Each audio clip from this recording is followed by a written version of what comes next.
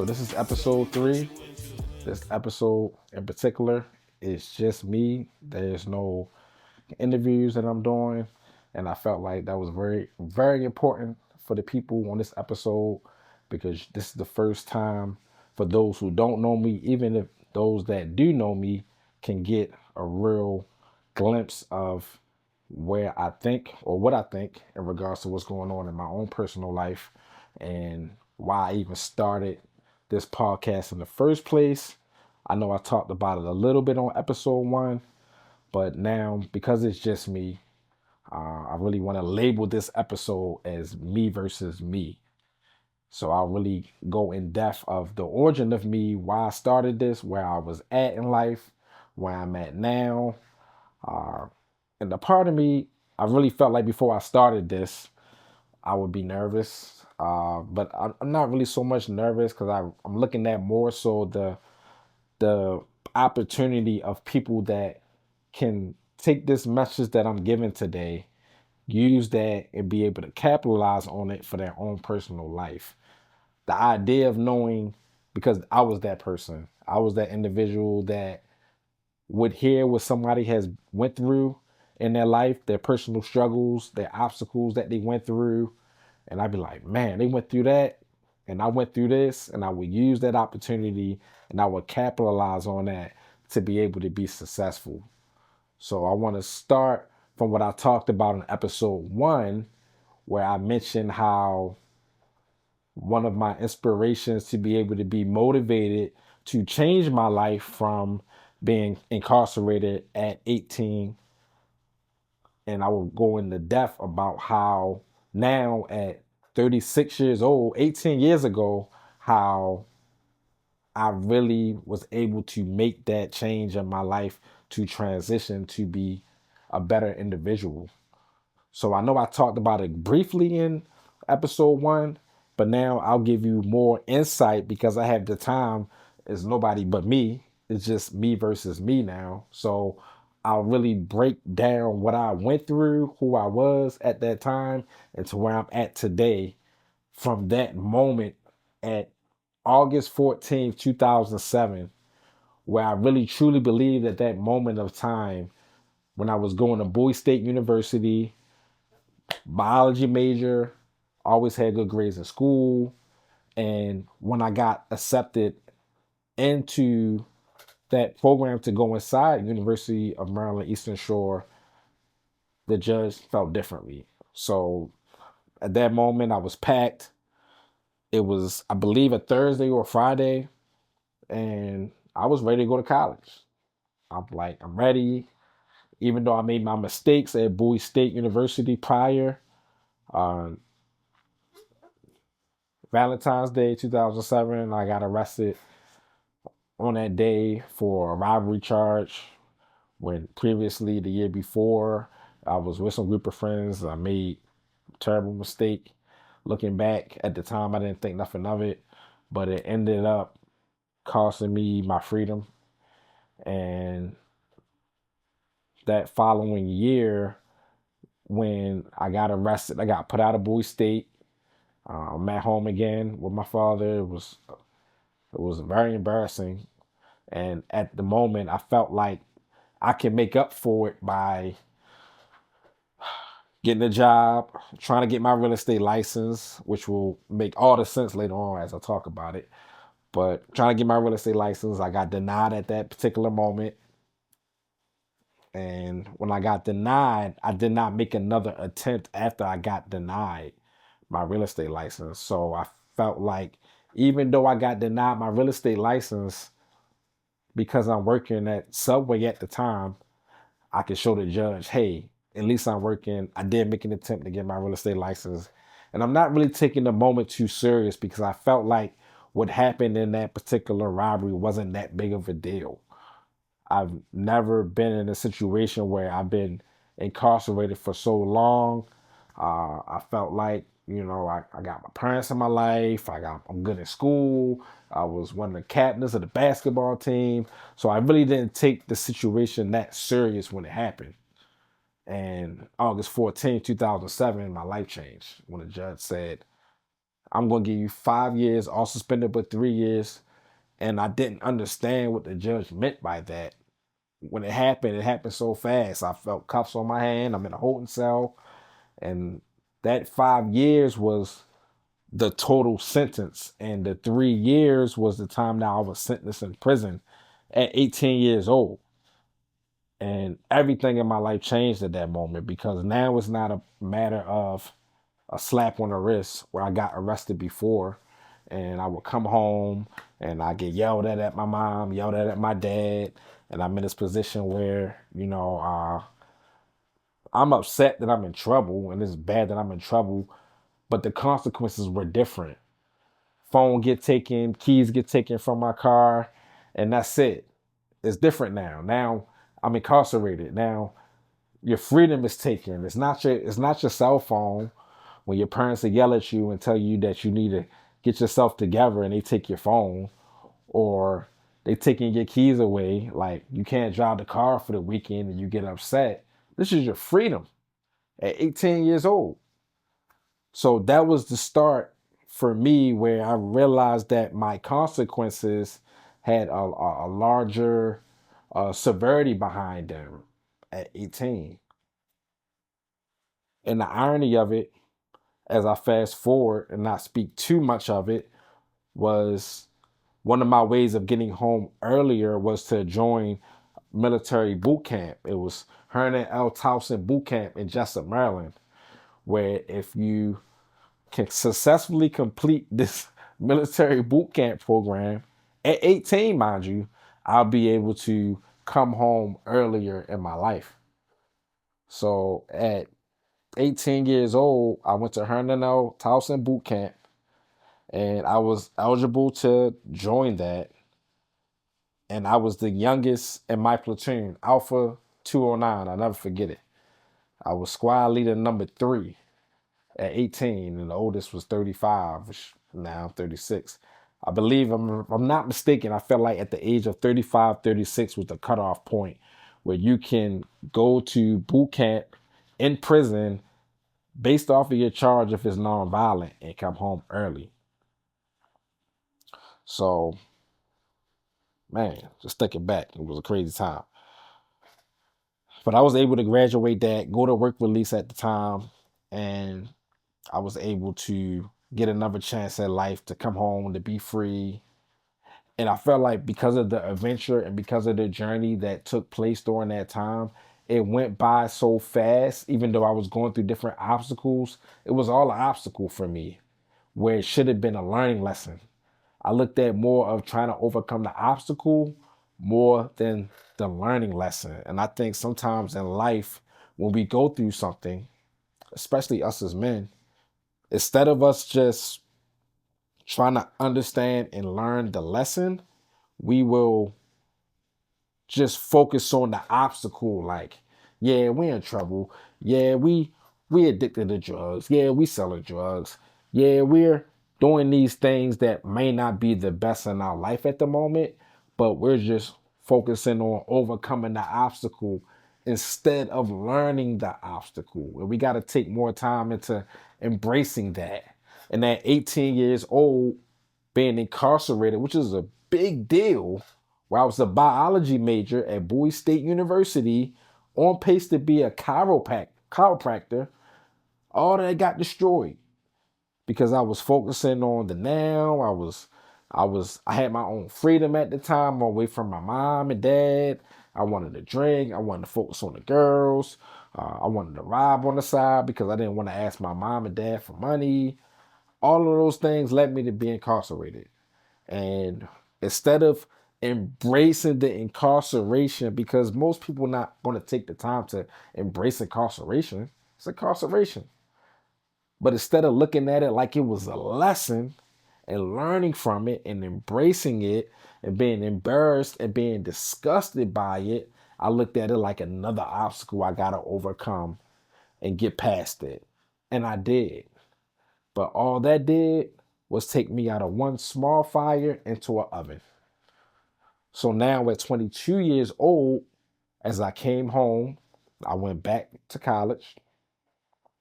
Now I'm an exercise science major, currently at the moment a 4.0 GPA.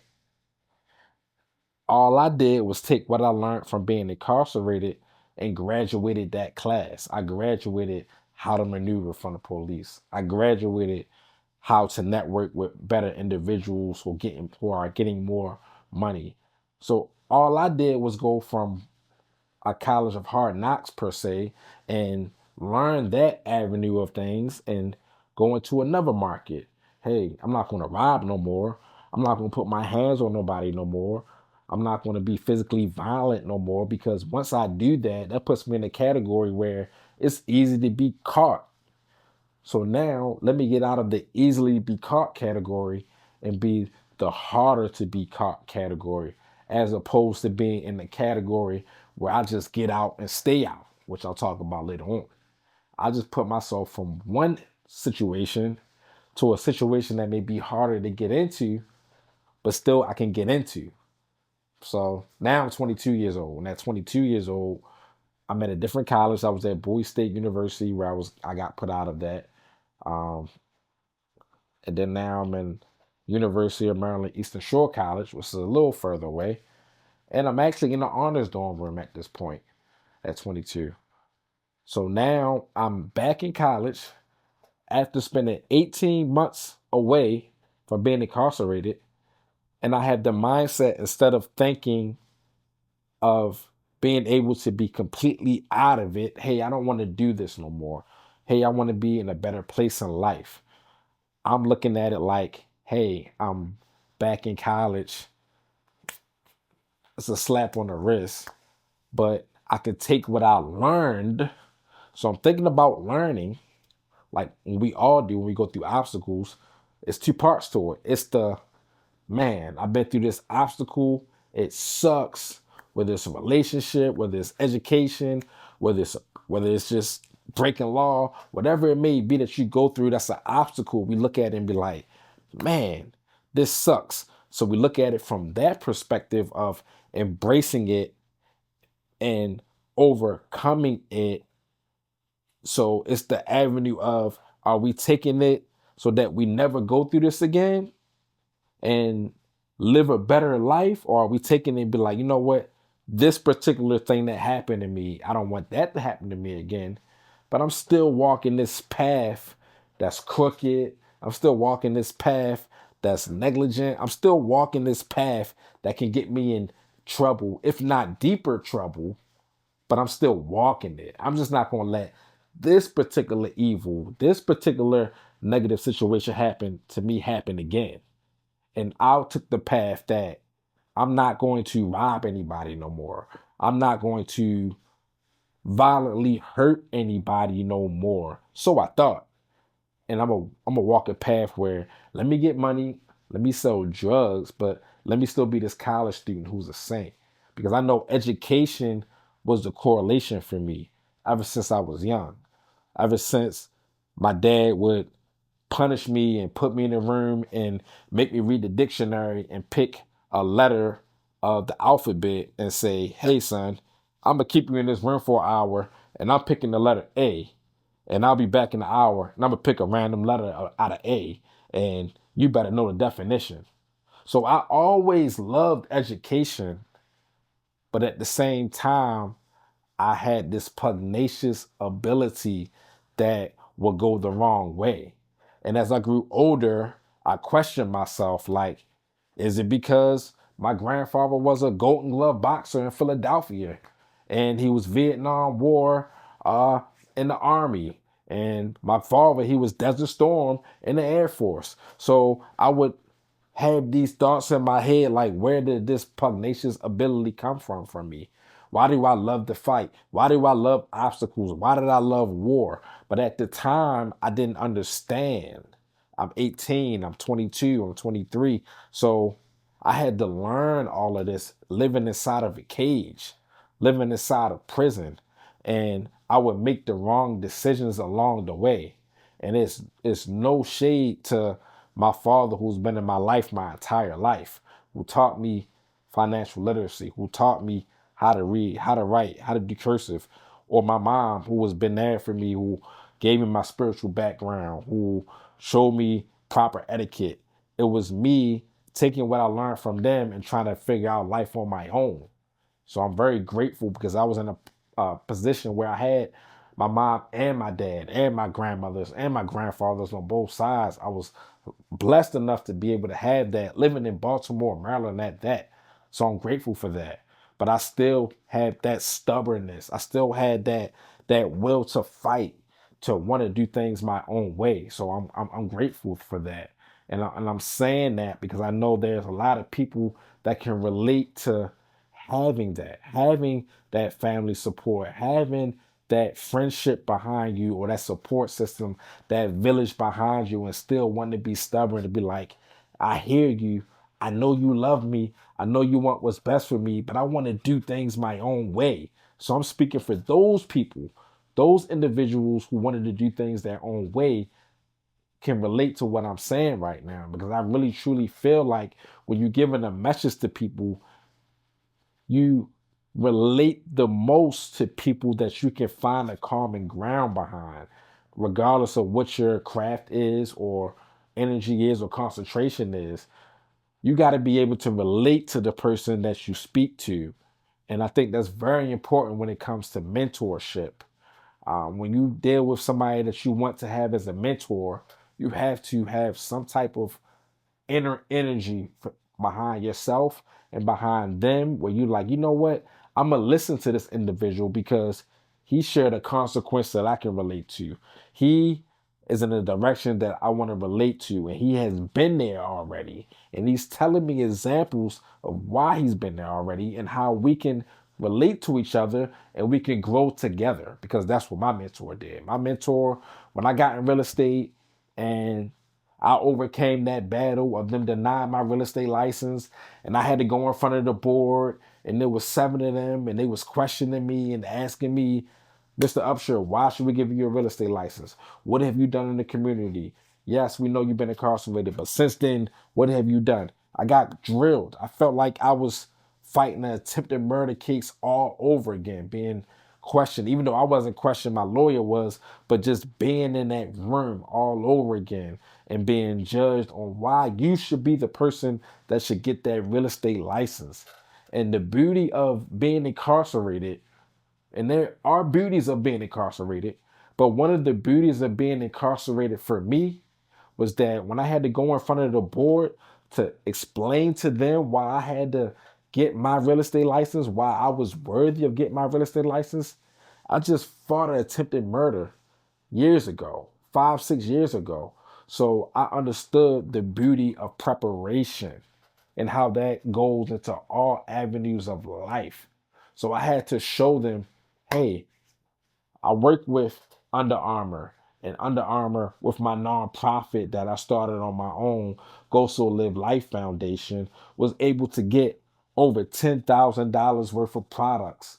That I took these $10,000 worth of products when they told me that these products can't be used for sale, they have to be given out. And I would take these products and I would go to the barbershops and I would give them all away. I would give the hoodies away. I would give the shoes away. I would give the shirts away. And I did it strategically enough where I know that it would be beneficial for this barbershop so more people will come, or this church, or this hair salon. So the beauty of wanting to give started to grow when I came home from incarceration. I started understanding how just being able to give somebody something, even though you may look at it like it's small, it could change their entire life. When I was incarcerated and I had my mentor that I met that was inside and he was on his way home in the next 13 months. But for him, he was able to give me information that changed my life forever, that I'm grateful for. One of the things that he told me was, and this could be for anybody that may be in, if you know somebody who's watching this right now who's incarcerated, it could be a game changer for them, was when you're incarcerated, don't look at it like you're in prison. Look at it like it's a college. And when he first said that, I'm like, man, what the F you talking about? Like, I'm incarcerated. I got 11 years. I'm at the time, I'm 23 years old. I don't understand what you're saying. And he was like, when you take the time, because you're going to be here, you're not going nowhere. You're going to be here. Take this time to read books that can enhance you. Read books that will enhance you. What can you read in here by the time that you're in here to make you a better individual, make you a better person, and help everybody in the world? That's what he told me. So one of my favorite books that I read when I was incarcerated, off of the spark of what he said to me, was The Spontaneous Fulfillment of Desire by Deepak Chopra. He became one of my favorite authors. And why that book touched me so much is because in that particular book, it talked about the power of coincidences. So when we go through life, one of the examples that they use was your own personal car. So for me, one of the primary cars that I'm driving right now, because it's good on gas, it's efficient, a lot of other reasons, but I'm driving a Toyota Camry right now, navy blue, and I see it on the road all the time now, but I didn't never really think nothing of it. I'm looking at it like it's good on gas, it's efficient. I'm driving from Valdosta, Georgia to Atlanta or Jacksonville, or sometimes I got to drive home to Baltimore, Maryland. It's great on gas, good car. But now I see it all the time. So the book talks about how when you have something, when you own something, when you focus on it, meaning your goals in particular, if you want to be better for yourself, let's say, for example, you want to be a doctor. That's your goal. You want to be a doctor. The power of coincidence will put things in front of you. Now, nowadays, you got AI and things like that. So when you go on your phone, you'll see like doctor classes. You'll see just things that are geared to the path of being a doctor on the internet now. But take the internet out of it. You'll be watching a commercial or 5 commercials on TV, but that one commercial that's geared to your path, you'll hone in on. Or it might be Facebook. You'll see something on Facebook, and that particular friend says, man, when I was a doctor, I got this particular scholarship, and it gave me 5,000 towards an undergrad class. Like, you'll hone in on it. So the book talks about how whatever your goals are in life that you want to accomplish, you'll start getting coincidences that are the path to be able to make that come true. And it's the most beautiful book, because whatever my goals are now, one of them was I was focused on being an attorney.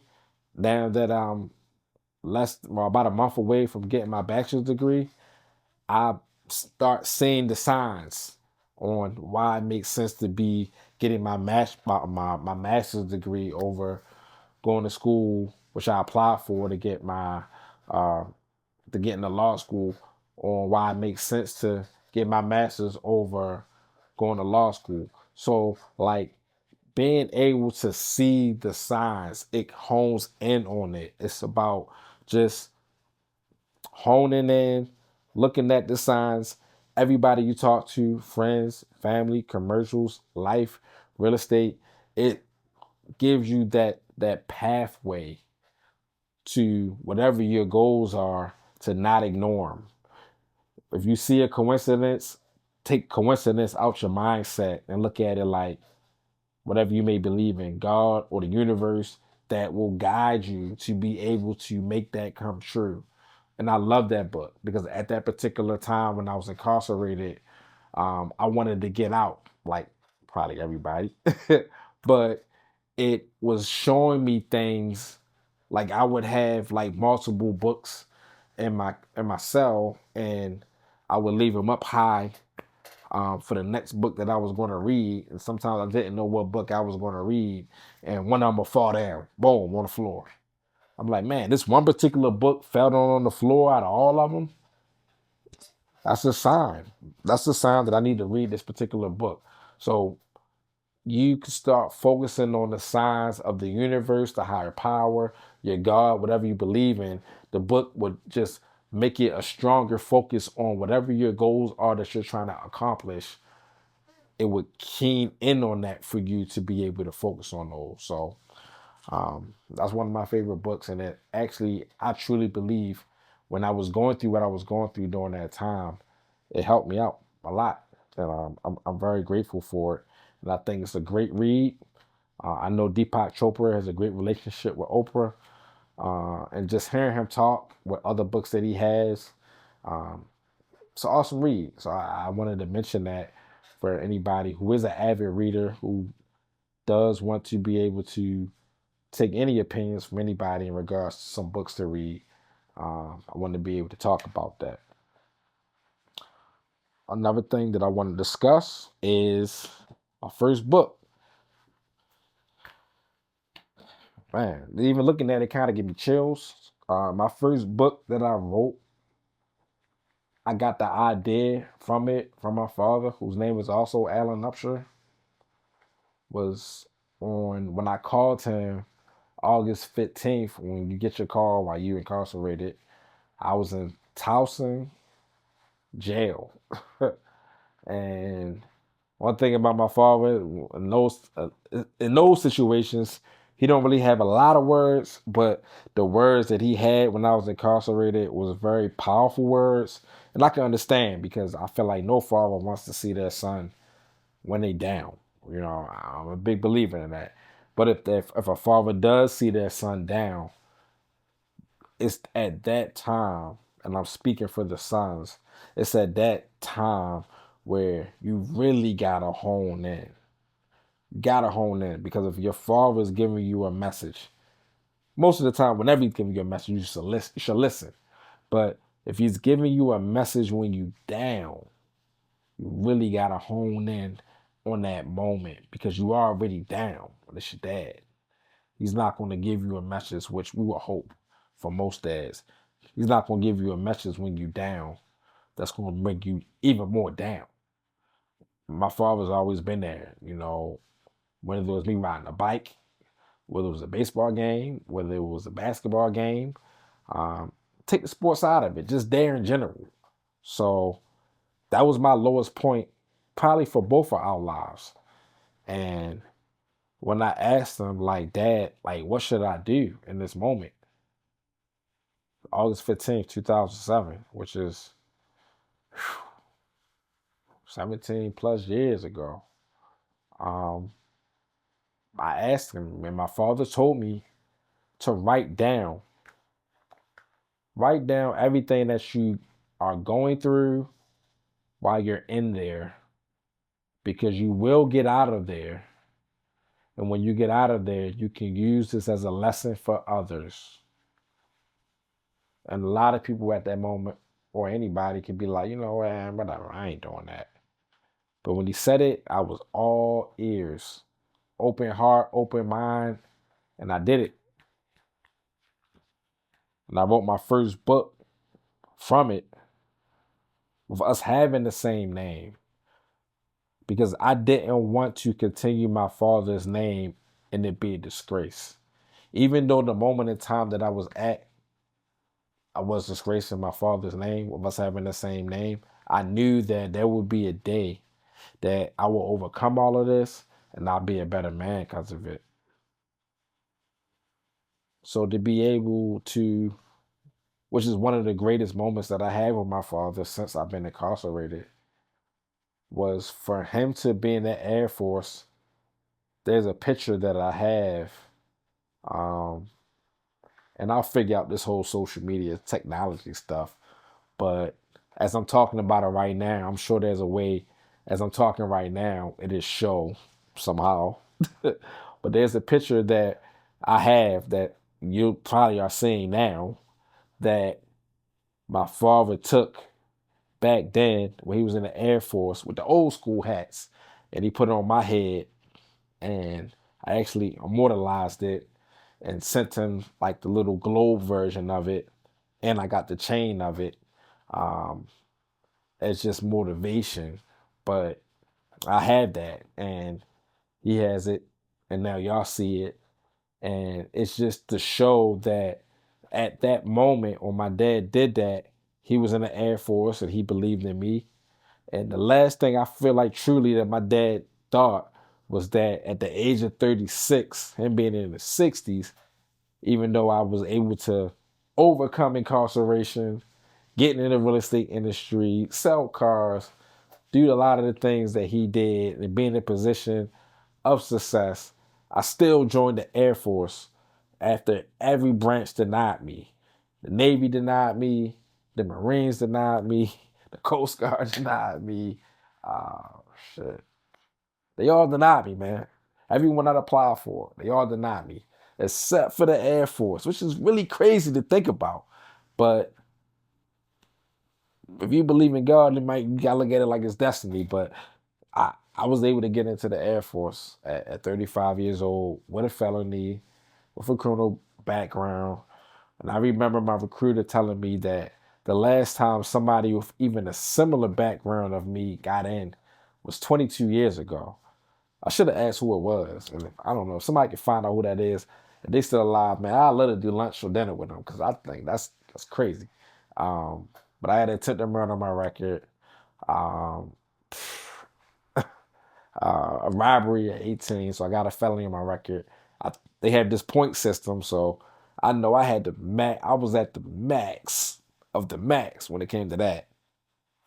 Tattoo waiver. I got 103 tattoos, so you can imagine how that process was. My recruiter, shout outs to her, man. She did that. Anybody gonna do a recruiter position, man? God bless her heart. Cause I know she's gonna watch this, and I'll probably get a text afterwards. But you know, she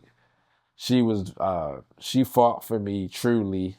My lieutenant fought for me truly. Everybody on the chain up that heard my story and what I went through, and being at my age at 35, and they, jokingly like, "Hey, we could do all of this for you, but can you run? You got a great story. You're a great speaker. Are you in shape? Can you make the weight? I made the weight by 2 pounds. So just looking back at the story, man, it's just an amazing story, and I felt like I'm obligated to give back. I'm obligated to help others. I'm obligated to serve our community outside of just the Air Force itself. It's mandatory. Uh, it's bigger than me. My grandfather on my mom's side, he was the pastor. He bought a church. I want to say it was $21. It wasn't more than 30 back then, 70s, 80s. Bought a church. He was a contractor, built it up from the ground up, and owned that church for over 30 years. I was married to my grandmother. Uh, I've had great men in my life who have done a lot of great things. And I didn't want to be a man that only seen men in my life do great things and not be a man in my own life to not do great things. You know, especially nowadays where you can click a button and you see this and you see that. I'm from an era, and no shade to the people in this era now, but I'm in an era where I've seen men actually gotta put the work in and do great things. That's what I'm built on that. And now that I'm at that age where both my grandfathers are gone, I got one grandmother left. My other grandmother just passed um, in the last 2 weeks, so that hurt my heart dearly. And part of me at first was like, let me just wait on doing the podcast and honor her. But I truly feel like she would have wanted me to do this podcast today because she lives on through me. And anyone who's going through a death in the family, anyone who's going through somebody who is not here anymore, um, I can't tell you how you need to grieve. But for my way of grieving, my grandmother being an accountant and what she's learned and what she has been through over the life, and me going through that funeral, it hurt me dearly because I don't really have too many people in my family who I've seen personally in my personal life with my family die. And she was the closest to me that I seen on a regular basis. She was the person when I was incarcerated over 1,800 days living in a cage. I'm going to say it again. Over 1,800 days being incarcerated. She was the person outside of my mom who has wrote me the most. Hundreds of letters, hundreds of calls, plenty of visits that she was there. Hey, how are you? Are you okay? Are you doing okay? What's going on? Where's your mindset at? So to be able to be a pallbearer and be the one to see her go away, it's not no words behind that. I I'm obligated to keep what she has started going. So um, I'm grateful to have somebody like that in my life that supported me at my darkest moments. It's been hundreds of calls that I would call my grandmother and be like, "Hey grandma, how you doing?" And she would talk to me without there's no judgment. There's no my grandson's calling me while he's incarcerated from fighting an attempted murder in the mountains with an 11-year sentence.